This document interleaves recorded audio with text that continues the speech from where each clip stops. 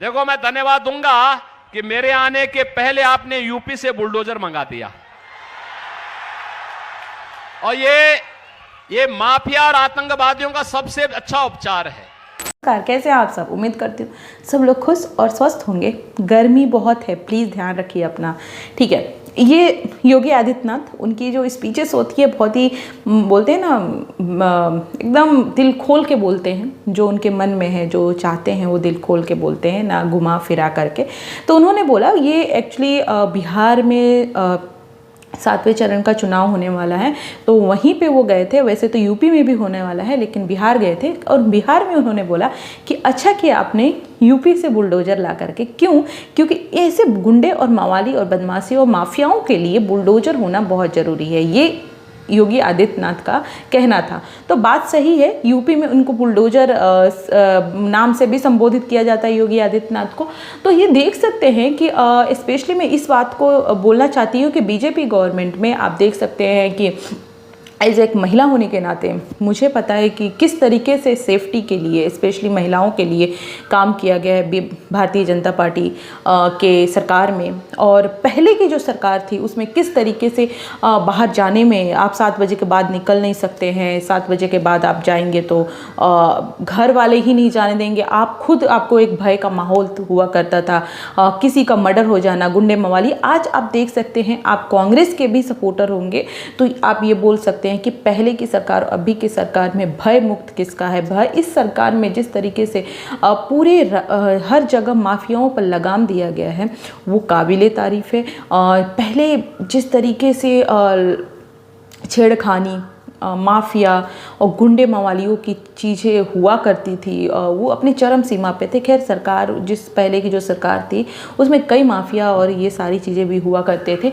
और उत्तर प्रदेश, क्योंकि सीएम योगी आदित्यनाथ की मैं बात करूँ तो इनको बहुत जगह पी की बुलडोजर लेके जाते हैं, इनकाउंटर करवा देते हैं। भाई साहब, जो भी ये बोलते हैं, मैं स्पेशली समाजवादी पार्टी जो उत्तर प्रदेश में जितने माफिया हो, आजम खान हो, अतीक अहमद हो, मुख्तार अंसारी हो, बहुत सारे गुंडे मवाली थे, तो उनको अपने शरण में रखना समाजवादी पार्टी का काम था। उस टाइम पे आप देख सकते थे कितना एक आप अगर मैं बिजनेसमैन की बात करूं, बिजनेस पर्सन की बात करूं, तो वो शाम को नहीं जा सकते थे, ताकि हो सकता था कि उनको लूट लिया जाए।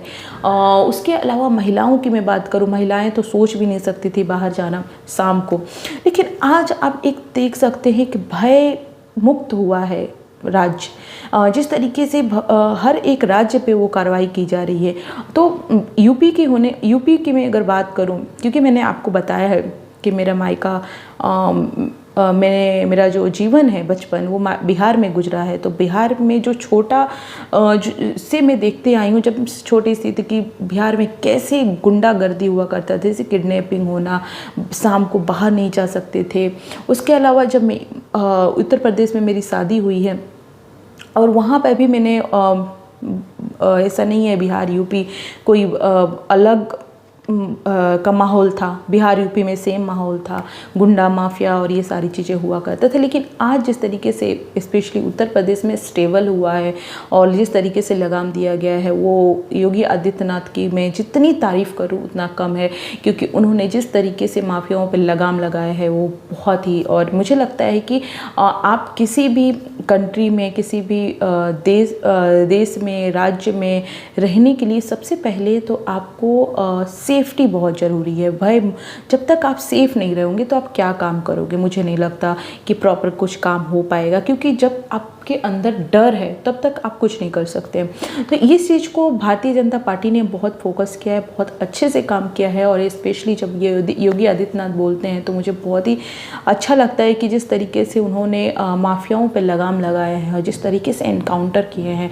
और मुझे लगता है कि ये सीख हर दूसरे राज्य के सीएम को भी सीखनी चाहिए कि अपने राज्य को कैसे माफिया मुक्त बनाए, कैसे भय मुक्त बनाए, कैसे एक सेफ्टी दें ताकि लोग आराम से रात हो दिन हो कहीं पे घूम सके, महिला पुरुष जो भी हो अच्छे से घूम सके, उनको किसी चीज़ का डर ना हो। तो मुझे लगता है कि भारतीय जनता पार्टी को सेफ्टी पॉइंट ऑफ व्यू से देखें तो 10 आउट ऑफ 10 पॉइंट देना चाहिए। और मुझे लगता है कि किसी सबके लिए ये बहुत ज़रूरी है कि हमारा राज्य भयमुक्त हो, हमारा राज्य माफियाओं का ना कहलाए, माफिया मुक्त हो, गुंडागर्दी ना हो, ये सारी चीज़ें ना हो। और इसमें मुझे लगता है भारतीय जनता पार्टी अव्वल नंबरों से है। और पिछले की अगर सरकार देखूँ तो उसमें तो खुद ही माफियाएँ थे, तो उनसे तो कोई उम्मीद लगा के रह नहीं सकते हैं। तो यही चीज़ है, अपना वोट उन्हीं को दें जो आपको लगे कि आपके लिए अच्छा हो, आपको लगे कि ये हमारे लिए, हमारे देश के लिए, हमारे राज्य के लिए अच्छे हैं। इसीलिए सोच समझ के वोट दें, अपना मतदान, क्योंकि ये आपका अधिकार है। वोट को 7वें चरण का है, जो भी डिस्ट्रिक्ट है जो जहाँ पे 7वें चरण का मतदान है, तो प्लीज़ भूले नहीं, जाएं और वोट जरूर दें। थैंक यू सो मच, मिलते हैं नेक्स्ट वीडियो में।